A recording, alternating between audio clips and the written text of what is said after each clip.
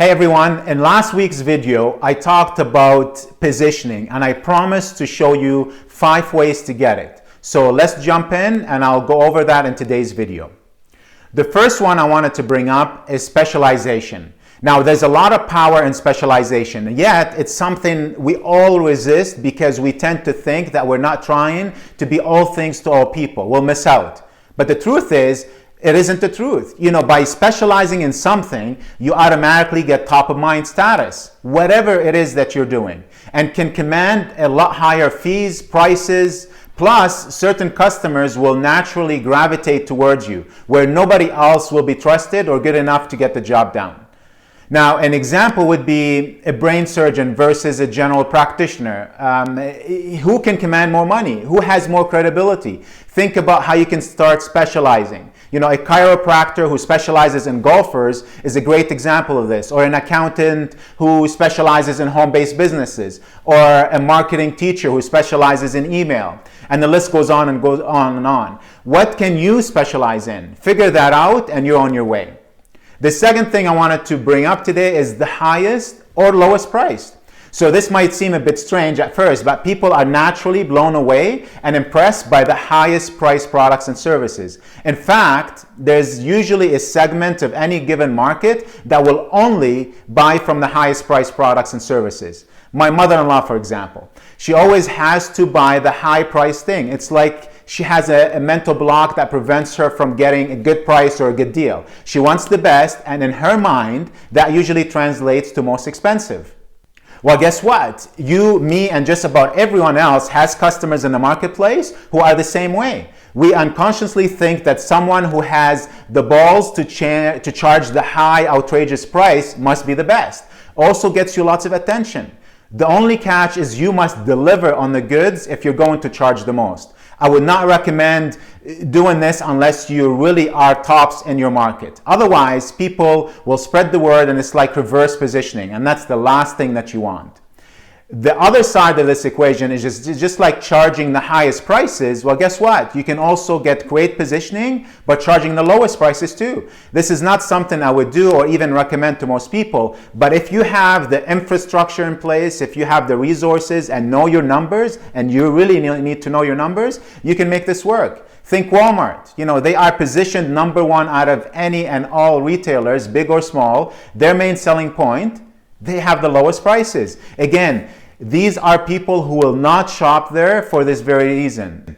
But there are people who will always be attracted to lowest price. So they aren't always the best customers, and low margins mean you often have to sell more product, which could be a recipe for disaster long term. But if you are in the right market, and if you have the right structure in place, it can be a mega powerful position to have. The third tip I wanted to mention is a hole to fill. Now, all you need to do is find a little hole to fill, a problem you can solve that nobody else is addressing, and then claim you're the person to solve it. So it helps if you're first in your market, but really at the end of the day, it's not necessary. You have to really look at your market. You have to study it. You have to ask people what they are unhappy with, what they wish everyone would offer, and so on and so forth, or simply observe what everyone else is doing. Now, one example of this would be Walt Disney. Before his amusement parks, carnivals were really traveling pirates. You know, basically they'd arrive, rip everyone off, and then go on to the next town before the people would come after them with pitchforks in hand. There was obviously a demand for carnivals, rides, and so on, but nobody was doing it ethically or safely or even cleanly. So Walt Disney comes along, asked, why not build a park that does the opposite, that is clean, that is safe, and that people come to it instead of it going to them. So he grabbed that positioning and has had it ever since. Find that crack, that painful problem in the market that nobody else is addressing, seize it, and turn with and really run with it as fast as you can. The fourth thing is celebrity. And when I say celebrity, I'm not necessarily saying you have to be in a movie or in a TV show or play a professional sports team. But in today's media-obsessed culture, people trust and follow celebrities more than they do real experts. So if movie star A, for example, decides to write a book about the latest diet fad, the media is going to jump on it and make that person a celebrity expert.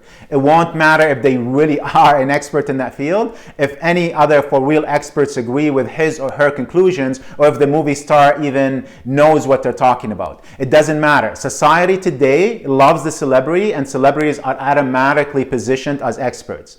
Now, you can tap into this phenomenon by doing things like public speaking, where you can get, the podium effect and automatically are trusted as the authority in the room, or writing a book or become a celebrity and you really have top positioning. The last thing, and number 5, is gutsy offers. Now, here's another great way to position yourself that takes real guts. But if you can pull it off, you'll probably never have to worry about being noticed again. And that is, you need to come up with an offer or guarantee so outrageously generous, people have no choice but to check out what you have and trust you.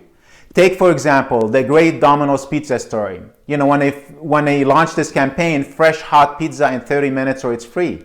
At the time, it was huge. Domino's found that hole in the market to fill and filled it not with dirt, but with gold. And they became industry leaders after that. Another great example to get your mind, mind going is, I'll fix your car right the first time, or I'll buy your car.